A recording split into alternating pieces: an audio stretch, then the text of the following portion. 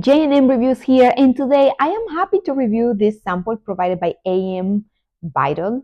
So it is turmeric and kojic acid cleansing and exfoliating pads. So just be careful because the turmeric has the ability to stain surfaces, especially if they're white. So this is how it looks. It has 30 pads inside.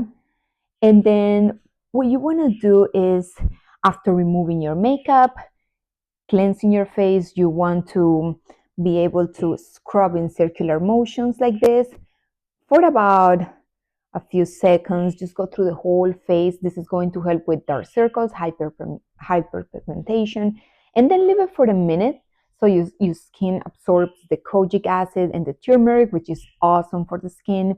And right after that, you can wash it off and just apply the moisturizer. You don't have to use it at night. I prefer to use it at night as my skincare routine, but you can also use it in the morning. As you can see, it has a delicious smell. It smells a little bit like lemon, and then just a minute in there, and then I can rinse it off.